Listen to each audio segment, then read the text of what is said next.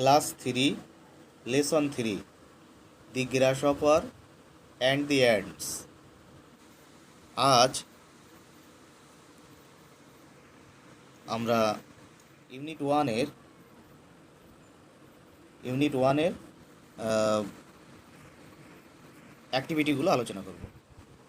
Activity 1, let's underline the correct answer. সঠিক উত্তরের নিচে দাগ দিতে হবে।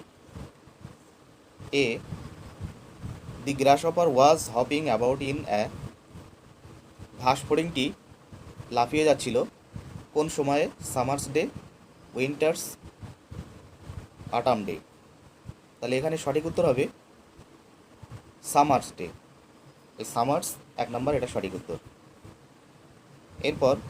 এরপর বি এর দাগ, দি অ্যান্টস ক্যারিড, পিঁপড়েগুলি বয়ে নিয়ে যাচ্ছিল ফ্রুটস, ফল, কর্ন, শস্যদানা, লিভস, পাতা।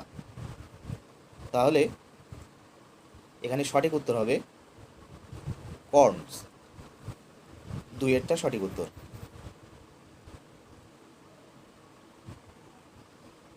এরপর C, in winter the weather turn, শীতকালে আবহাওয়া পরিবর্তন হয়ে গিয়েছিল হট, গরমে, কোল্ড, ঠান্ডায়, ওয়েট, ভিজে। তাহলে এখানে সঠিক উত্তর হবে কোল্ড, 2 নম্বরটা সঠিক। শীতকালে শীত বা ঠান্ডা থাকে, এটা সকলেই আমরা জানি।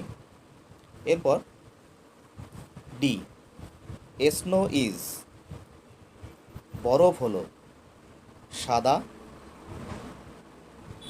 হোয়াইট, গ্রিন সবুজ, ব্রাউন খয়েরি। তাহলে আমরা সকলেই জানি বরফের রং সাদা, সুতরাং 1-এরটা ঠিক হবে হোয়াইট। এরপর ই এর দাগ, দি গ্রাসহপার স্পেন্ট দি সামার, ঘাস ফড়িংটি শীতকালের দিন কাটিয়েছিল প্লেয়িং মিউজিক, গান গেয়ে গেয়ে, বেগিং, ভিক্ষা করে, তৃতীয় অপশন হচ্ছে ওয়ার্কিং, কাজ করে। তাহলে সঠিক উত্তর হবে প্লেয়িং, গান গেয়ে কাটিয়েছিল। এরপর অ্যাক্টিভিটি 2 এ কী করতে বলা হয়েছে? Let's match column A with column B to make meaningful words. এখানে দুটো কলাম দেওয়া আছে, একটি এ এবং একটি বি। এ আর বি দুটো কলাম, শব্দের কিছু অংশ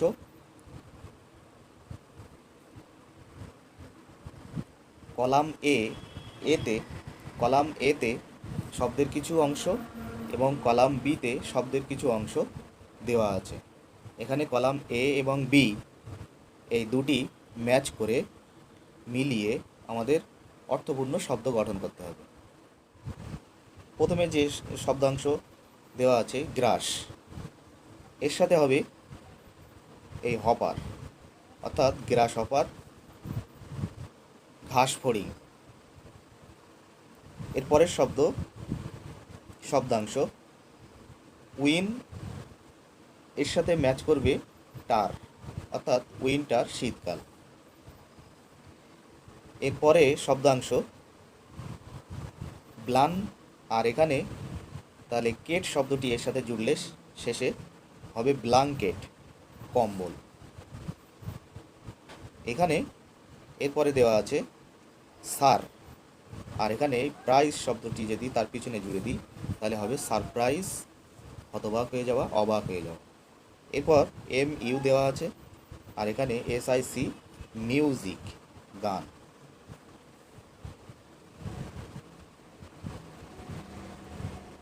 সাতচল্লিশ পৃষ্ঠায় অ্যাক্টিভিটি 1 এবং অ্যাক্টিভিটি 2 ছিল। এরপরে 48 পৃষ্ঠায় চলে যাই আমরা। 48 পৃষ্ঠায় অ্যাক্টিভিটি 3। অ্যাক্টিভিটি 3-তে বলা হয়েছে let's fill in the blanks with the red coloured describing words in the story. গল্পের ভিতর কিছু শব্দ দেওয়া আছে যেগুলো লাল রং করা।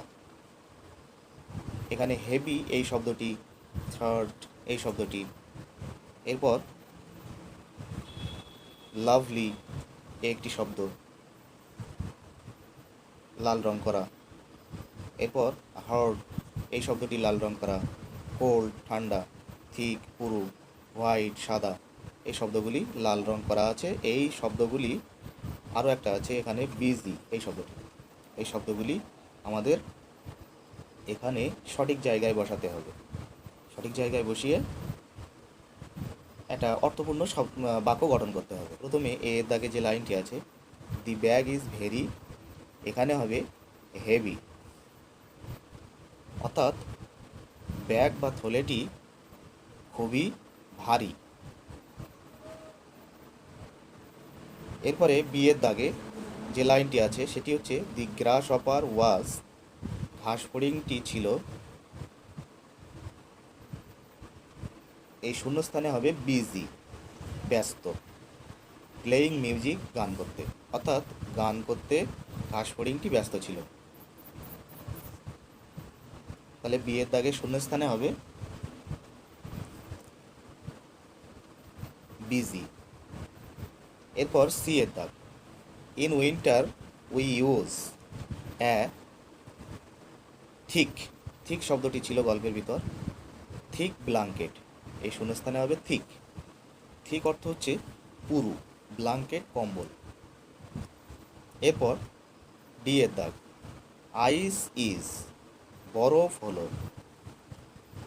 আমরা রেড কালার যে শব্দ দেখেছি তার ভিতরে হোয়াইট কথাটি ছিল, হোয়াইট এই শব্দটি ছিল, তাহলে আইস ইজ হোয়াইট, বরফ হলো সাদা। এরপরে আমরা ই দেখব, এর লাইনটি, she has a lovely smile, মানে লাভলি শব্দটি হবে তার সুন্দর হাসি আছে, লাভলি শব্দটি হবে এখানে। এরপরে আমরা অ্যাক্টিভিটি 4 এই প্রশ্ন উত্তরগুলো করব। এখানে দেখি প্রথমে কি আছে সেটা আমরা দেখে নিই। Let's arrange the following words in alphabetical order. এখানে নিচে যে শব্দগুলো দেওয়া আছে এই শব্দগুলিকে আমাদের এখানে সাজাতে হবে এ বি সি ডি, প্রথম অক্ষর ধরে এভাবে, অর্থাৎ একটি করে দেওয়া আছে এখানে। প্রথমে দেওয়া আছে ইংরেজি প্রথম অক্ষর এ, সুতরাং এ দিয়ে যে শব্দটা পাওয়া গেছে সেটি হচ্ছে অ্যান্ড, অ্যান্ড প্রথম হবে। এরপরে বি, বি দিয়ে যদি কোনো শব্দ পাওয়া যায় তাহলে এখানে দুইয়ের দাগে লিখতে হবে, আর না হয় পরে সি এ চলে যেতে হবে। এরপরে সি যদি না পাওয়া যায় ডি এ চলে যেতে হবে, এরপর পরে এরকমভাবে যেতে হবে। তাহলে আমরা প্রথমে এ পেলাম অ্যান্ড, পিঁপড়ে। এবারে বি, বি দিয়ে শব্দ আছে এখানে বিজি, ব্যস্ত। এরপর সি দিয়ে 3 নম্বরে সি দিয়ে কোনো শব্দ আছে কিনা আমাদের দেখতে হবে, সি দিয়ে শব্দ আছে কোল্ড, এই শব্দটি এখানে লিখতে হবে 3-এর দাগে। এরপর 4-এর দাগে 4 নম্বরে আমাদের লিখতে হবে ডি দিয়ে কোনো শব্দ আছে কিনা, ডি দিয়ে কোনো শব্দ এখানে নেই, সুতরাং ডি দিয়ে বাদ। তাহলে ই দিয়ে, এরপরে ই দিয়ে কোনো শব্দ এখানে নেই, এরপরে এফ দিয়ে যে শব্দটি আছে সেটি লিখতে হবে। তারপর জি দিয়ে কোনো শব্দ এখানে নেই, এইচ দিয়ে হিল এই শব্দটি আছে, সুতরাং এই শব্দটি এখানে লিখতে হবে এরপরে নাম্বারে।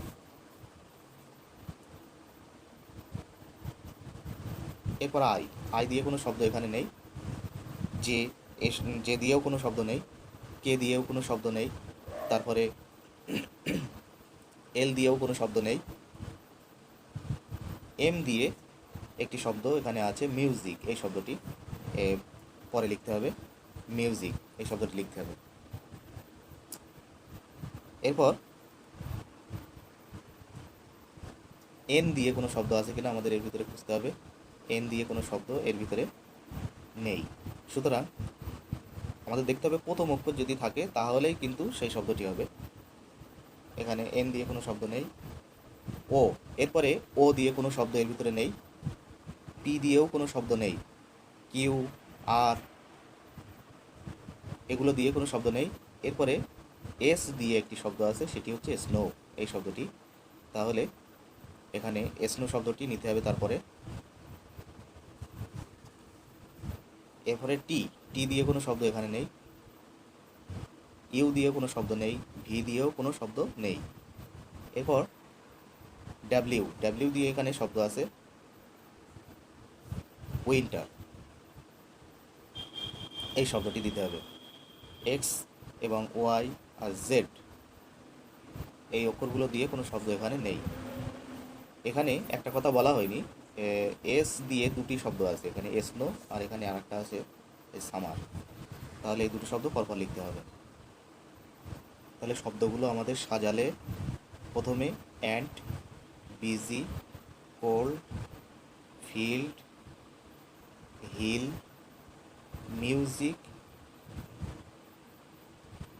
Snow, summer, winter, weather. এরপরে আমরা পৃষ্ঠা নম্বর 49, পৃষ্ঠা নম্বর 49 এখানে কি বলা হয়েছে আমরা দেখি একটু। এ দাগে যেটা আছে প্রশ্ন আছে, হুইচ ইনসেক্ট ক্যান বাইট, কোন প্রাণী কামড়াতে পারে।